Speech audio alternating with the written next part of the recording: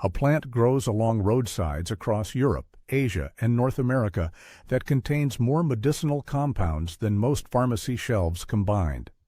Yet if you ask your doctor about it, you will receive a blank stare or a warning about unregulated substances. Artemisia vulgaris, mugwort, was once the backbone of healing across civilizations. Roman soldiers lined their sandals with its leaves to prevent foot fatigue on long marches. Chinese physicians burned it over acupuncture points for millennia. Medieval midwives brewed it to ease labor pains and regulate menstrual cycles. The plant earned its name from the goddess Artemis, protector of women and childbirth. Then modern medicine arrived with its patents and prescriptions. Suddenly, a free roadside healer became an inconvenient competitor. The system demanded standardization, clinical trials costing millions, and compounds that could be owned. Mugwort offered none of that. It offered complexity, a symphony of volatile oils, flavonoids, coumarines, and sesquiterpene lactones working in concert. Pharmaceutical companies cannot patent a wild plant that grows without permission. So they ignored it, marginalized it, and labeled it folk medicine with a dismissive wave. But the chemistry does not care about corporate indifference. The compounds remain potent whether acknowledged by medical journals or not. Inside mugwort's silver-green leaves lies a chemical library that would cost thousands to replicate synthetically. The plant produces artemisinin, the same antimalarial compound that earned a Nobel Prize in 2015. But that is just the beginning. Mugwort contains camphor, which reduces inflammation and acts as a natural analgesic. Its essential oils include cineole and thujone, compounds with documented antimicrobial properties. The flavonoids, quercetin and rutin, strengthen blood vessels and reduce oxidative stress. Coumarin derivatives prevent blood clots and improve circulation. The sesquiterpene lactones exhibit anti-tumor activity in laboratory studies. Modern supplements isolate single compounds and charge premium prices. A bottle of artemisinin extract costs $40 for a month's supply. Quercetin supplements run $25 per bottle. Mugwort produces all of these simultaneously in balanced ratios for free. The distinction is not scientific. It is economic. The medical establishment profits from fragmentation, selling you isolated compounds when nature provides complete formulas. A single mugwort plant contains more therapeutic diversity than an entire supplement aisle. For centuries, European households kept dried mugwort bundles hanging in kitchens alongside thyme and sage. The bitter compounds in mugwort trigger digestive enzyme production. When consumed before heavy meals, the plant stimulates bile flow and prepares the stomach for digestion. Traditional German cuisine pairs roasted goose with mugwort stuffing for this exact reason. The herb counteracts the richness of fatty meat. Chinese medicine calls it aiye and prescribes it for abdominal pain, diarrhea, and chronic gastritis. The volatile oils relax intestinal smooth muscle, reducing cramping and bloating. Modern gastroenterology offers proton pump inhibitors and antacids, drugs that suppress symptoms while ignoring root causes. These medications cost $50 monthly and create dependency. Mugwort addresses digestive weakness directly by strengthening the organ systems involved. It does not suppress acid, it teaches the stomach to function properly. A handful of fresh leaves steeped in hot water produces a bitter tea that resets digestion within days. But bitterness has been engineered out of the modern diet. We crave sweetness, convenience, and instant relief. Mugwort demands patience and offers restoration instead of numbing. The revolution begins when we remember that medicine should heal, not merely mask. Every ancient culture that encountered mugwort recognized its affinity for the female reproductive system. The Greeks named it after Artemis, goddess of women and childbirth, for good reason. Mugwort contains compounds that gently stimulate uterine contractions and regulate menstrual flow. In traditional Chinese medicine, practitioners burn dried mugwort, moxibustion, near acupuncture points to turn breech babies. Studies confirm this practice has a success rate above 60%, comparable to external cephalic version performed in hospitals. European midwives brewed mugwort tea to ease labor pains and expel retained placenta. The plant reduces menstrual cramping by relaxing uterine smooth muscle. It regulates irregular cycles by supporting hormone balance through liver detoxification pathways. Modern gynecology offers synthetic hormones, invasive procedures, and expensive fertility treatments. The global market for menstrual pain medication exceeds $3 billion annually. Mugwort grows for free along fence lines and forest edges. But pharmaceutical companies cannot monetize a wild plant that refuses domestication. So they fund studies on synthetic alternatives while dismissing traditional knowledge as anecdotal. The chemistry remains unchanged by institutional neglect. Women across Asia still rely on mugwort for reproductive health, preserving knowledge that Western medicine has systematically erased. Across cultures separated by oceans and centuries, one consistent use of mugwort appears: vivid dreaming. European folk traditions placed mugwort under pillows to induce prophetic dreams. Indigenous North American tribes smudged with mugwort to enhance vision quests and spiritual journeys. Chinese herbalists prescribed it to calm the mind and improve dream recall. Modern science has begun investigating these claims, discovering that thujone and other volatile compounds in mugwort affect GABA receptors in the brain. GABA regulates relaxation and sleep cycles. Mugwort does not sedate like pharmaceutical sleep aids. Instead, it promotes deeper REM sleep, the phase where vivid dreaming occurs. Users report unusually clear narrative dreams with improved recall upon waking. The sleep aid market generates $80 billion globally, dominated by drugs that create dependency and morning grogginess. Mugwort offers natural sleep enhancement without side effects or withdrawal symptoms. A small sachet of dried leaves placed near the pillow is sufficient.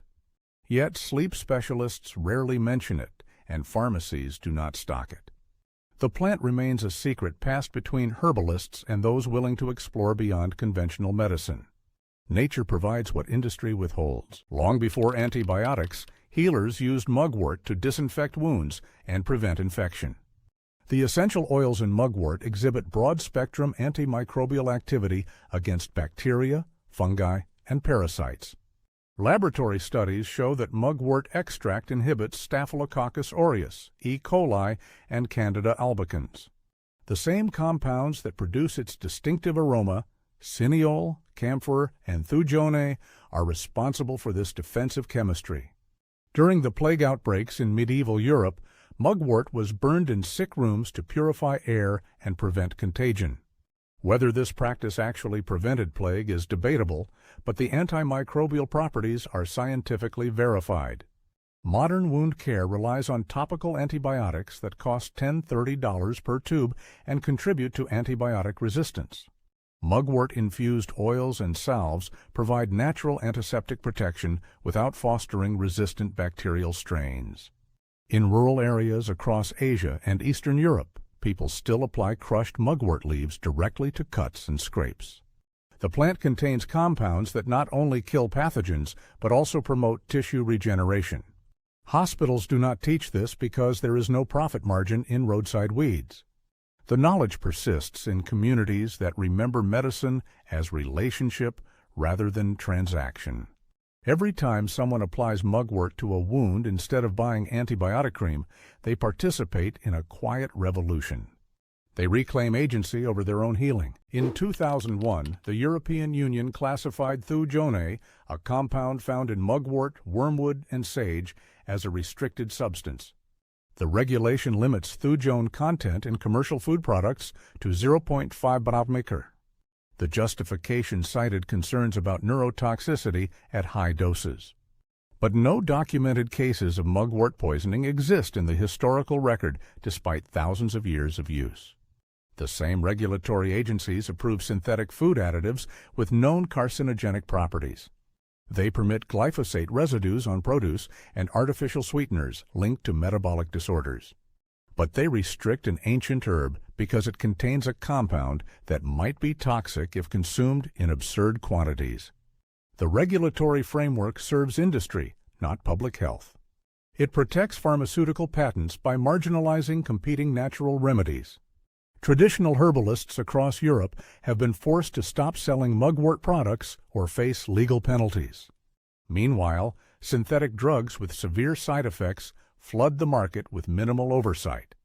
The system does not ban dangerous substances, it bans economic threats.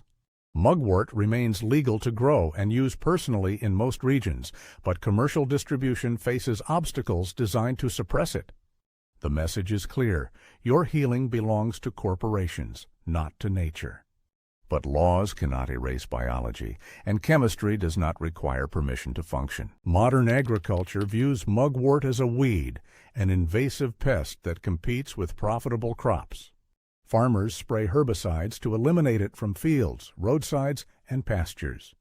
The same plant that once grew freely across human settlements is now actively eradicated. This is not botanical management, it is economic warfare. Mugwort spreads easily through rhizomes and seeds, requiring no fertilizers, no irrigation, no pesticides. It thrives in poor soil where commercial crops would fail. Its deep roots mine nutrients from subsoil layers, making them available to surrounding plants. In permaculture systems, mugwort acts as a dynamic accumulator, improving soil health while providing medicine. But industrial agriculture operates on monoculture principles. Diversity is inefficiency. A plant that cannot be packaged, shipped, and sold through controlled supply chains has no value. So mugwort is poisoned, mowed, and buried beneath asphalt. Yet it returns every spring, emerging through cracks in pavement and along neglected edges. The plant refuses extinction just as it refuses commodification. Its persistence is a quiet defiance of the industrial mindset that demands control over every living thing. Mugwort will grow in your garden without asking permission. Plant a single root division in spring, and within 2 years you will have a thriving colony. The plant tolerates drought, poor soil, partial shade, and neglect. It requires no fertilizers, no pest management, no special care. Harvest the leaves just before flowering in midsummer, when essential oil content peaks. Dry them in bundles hung upside down in a dark, ventilated space. Store the dried leaves in airtight jars away from light. A single plant produces enough material for a year's supply of tea, tinctures, and dream pillows. The bitter leaves can be brewed fresh or dried, steeped for 10 to 15 minutes to extract medicinal compounds. Add honey or mint to soften the bitterness if necessary. For topical use, infuse dried mugwort in olive oil for 6 weeks, then strain and apply to sore muscles or minor wounds. Burn dried leaves as incense for respiratory benefits and aromatic fumigation.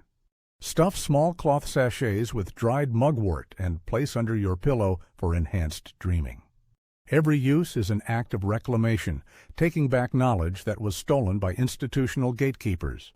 The plant teaches self-sufficiency, and self-sufficiency terrifies systems built on dependency. The narrative we have been taught is simple. Modern medicine is advanced, traditional herbalism is primitive. But advancement measured purely in technological complexity ignores the wisdom of accessibility. A $200 supplement requiring a credit card, internet access, and global shipping infrastructure is not advanced.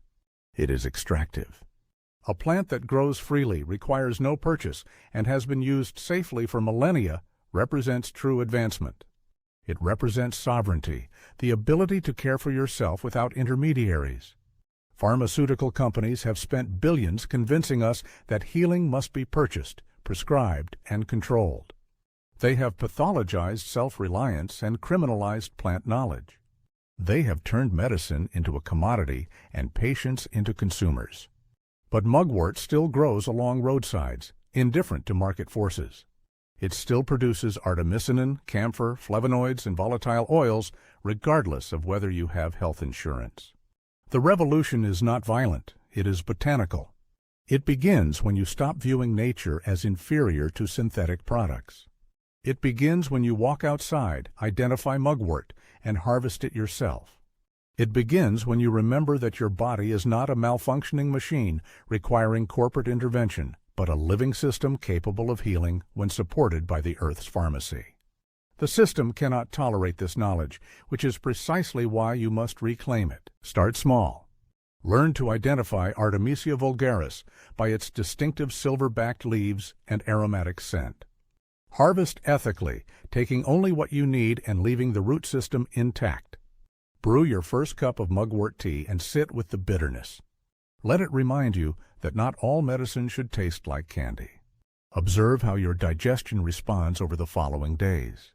Notice whether your sleep deepens or your dreams become more vivid. Keep records of what you experience, becoming your own researcher.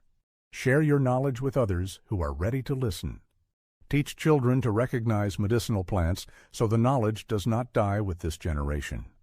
The industrial system will not acknowledge your healing, will not validate your experience, and will not profit from your self-sufficiency. That is exactly why it matters. Every person who chooses mugwort over a $200 supplement is a small rebellion. Every garden that includes medicinal plants instead of ornamental grass is an act of resistance. The legacy is not measured in profits or patents, but in the quiet restoration of ancient relationships between humans and plants.